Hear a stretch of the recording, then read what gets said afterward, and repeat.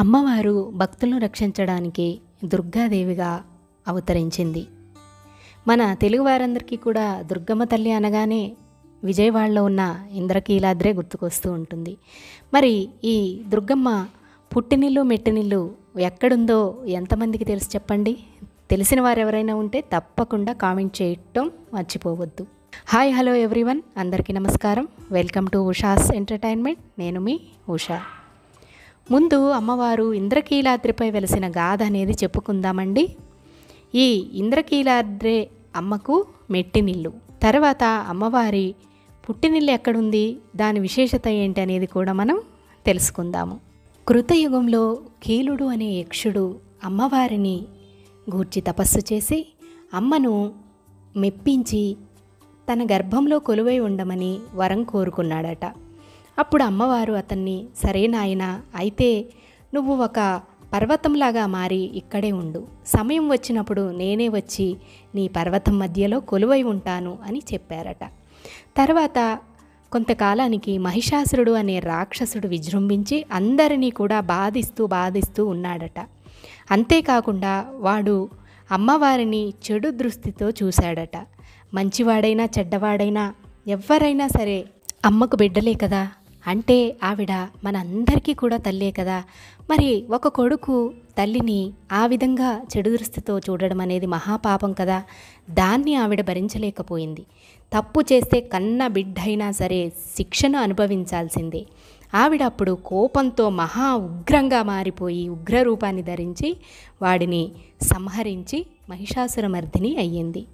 ఉగ్రంగా ఉన్న అమ్మవారిని ఇంద్రాది దేవతలందరూ కూడా వచ్చి, అమ్మా, నువ్వు ఇక్కడే భూమి మీద కొలువుండి మానవాళ్ళని కాపాడు తల్లి అని వేడుకోగా అమ్మ ఈ ఇంద్రకీలాద్రి గర్భంలో వెలిసిందట.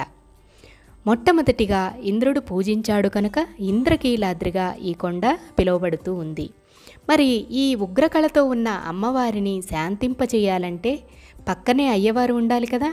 కాబట్టి ఆ బ్రహ్మదేవుడు అక్కడే ఒక పక్కన 100 అశ్వమేధ యాగాలు చేసి పరమేశ్వరుణ్ణి మెప్పించి అక్కడ జ్యోతిర్లింగంగా వెలవమని కోరుకోగా పరమేశ్వరుడు అక్కడ వెలిశాడట. అప్పుడు బ్రహ్మదేవుడు మల్లికా పుష్పాలతో అర్చించడం వల్ల మల్లేశ్వర స్వామి అయ్యారట. ఇక్కడ స్వామి వెలిసిన తర్వాతే అమ్మవారి యొక్క ఉగ్రరూపం అనేది కాస్త తగ్గిందట. ఇక్కడున్న దుర్గా అమ్మవారు 51 శక్తిపీఠాల్లో ఒకరట. కొంతకాలం తర్వాత బ్రహ్మదేవుడు ప్రతిష్ఠించినటువంటి పరమేశ్వరుడు కాలగర్భంలో కలిసిపోగా అమ్మవారి యొక్క ఉగ్రరూపం మళ్ళీ పెరిగిపోయిందట. అప్పుడు శంకరాచార్యుల వారు ఆయన యొక్క దివ్య దృష్టితో ఇంతకుముందు మల్లేశ్వర స్వామి వారు ఎక్కడ ప్రతిష్ఠింపబడ్డారో అదే ప్రదేశంలో మరొక మల్లేశ్వర స్వామి వారిని ప్రతిష్ఠించి అమ్మవారి దగ్గర శ్రీచక్రాన్ని స్థాపించి అమ్మవారి యొక్క ఉగ్రకళలను వేరే చోట అమర్చారట. అందువల్ల అమ్మవారు మనకిప్పుడు శాంత స్వరూపంగా దర్శనమిస్తున్నారు. మనం అమ్మవారి మెట్టినింటి గురించి తెలుసుకుందాం కదా. మరి ఇప్పుడు అమ్మవారి పుట్టినింటి గురించి తెలుసుకుందాం. విజయవాడ మొగల్రాజపురం కొండ అనేది చాలామందికి తెలిసే ఉంటుంది కదండి. అక్కడ ఎన్నో రకాల గుహలు అనేవి కూడా ఉన్నాయి. అక్కడొక గుహలో విచిత్రమైన ఆకారంలో అమ్మవారు వెలిశారు. ఒక కన్ను, 2 పాదాలు ఉండే ఆకారం అది. విజయవాడలో అమ్మవారు మొట్టమొదట ఈ కొండపైనే అడుగుపెట్టారని, అది అమ్మకు పుట్టినిల్లని, అందుకే ప్రతిరోజు కూడా అమ్మవారు రాత్రి ఒకసారి తన పుట్టింటికి వస్తానని చెప్పారట. ఇప్పటికీ కూడా అక్కడ రాత్రిలో అమ్మవారు వస్తున్నట్లుగా ఎన్నో విచిత్రాలు కనిపిస్తూ ఉండడంతో ఆ చుట్టుపక్కల గ్రామస్తులందరూ కూడా రాత్రిపూట మాత్రం కొండపైకి వెళ్ళాలంటే కొద్దిగా జంకుతారట. ఆ అమ్మవారు ఎంతో మహిమగల తల్లి. అక్కడ ఎవరైనా సరే మొక్కుకుంటే అది ధర్మబద్ధమైన కోరిక అయితే తప్పకుండా తీరుతుందట అమ్మవారు. అలాగే కోరిన కోరిక తీరిన తర్వాత మొక్కు అనేది మనం తప్పకుండా తీర్చాలట. లేకపోతే ముక్కు పట్టి వసూలు చేయడం అంటారు కదా, ఆ విధంగా ఆవిడ మొక్కు అనేది తీర్పించుకుంటుందట. అమ్మవారి మహిమల గురించి అయితే అక్కడ ఒక్కొక్కరు ఒక్కొక్క అనుభవాలు చెప్తూ ఉంటారండి. అసలు మరి అక్కడ అమ్మవారు ఉన్నారు అనేది ఏ విధంగా వ్యక్తమయ్యింది అంటే, అక్కడ ఒక గుహలో ఏదో శక్తి ఉందని అందరూ చెప్పుకుంటూ ఉండేవారట. కానీ ఎవ్వరూ కూడా అక్కడికి వెళ్ళే ధైర్యం చేయలేదట. అయితే ఒక అతను రోజు గొర్రెలను కాచుకుంటూ ఆ కొండపైకి తీసుకువెళ్ళి మేపుకొని వస్తూ ఉండేవాడట. అక్కడ అతనికి గజ్జెల చప్పుడు అవ్వడము, అలాగే సుగంధభరితమైన వాసనలు రావడము గమనించాడట. కానీ ఏ రోజు కూడా వెళ్ళే ధైర్యం చేయలేదట. కానీ ఒకరోజు అతను అసలు అక్కడ ఏముందా చూద్దాము అని కొండపైకి వెళ్ళాడట.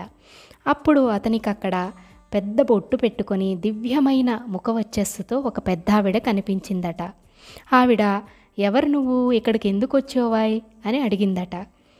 అయితే అతను, నేను ఇక్కడ అమ్మవారు ఉన్నారని చూద్దామని వచ్చాను, అందరూ చెప్పుకుంటూ ఉంటారు కదా అన్నాడట. అయితే ఆమె, అమ్మవారు కనిపిస్తే ఏం చేస్తావు అని అడిగిందట.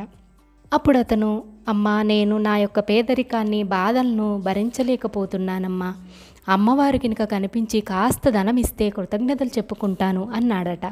అంతటితో ఆ పెద్దావిడ అమ్మవారిలాగా మారి అతనికి ధనపు మూటనిచ్చి, నీకు ఒక షరతును పెడుతున్నానోయ్, నేను ఇక్కడ ఉన్నట్లు ఎవ్వరికీ చెప్పకు, నేను వ్యక్తమవ్వాల్సినప్పుడు వ్యక్తమవుతాను, అలాగే నువ్వు క్రిందకు వెళ్ళేంత వరకు కూడా వెనక్కి తిరిగి చూడకు, ఈ రెండింటిలో నువ్వు ఏది చేసినా సరే నువ్వు సిలవైపోతావని చెప్పిందట.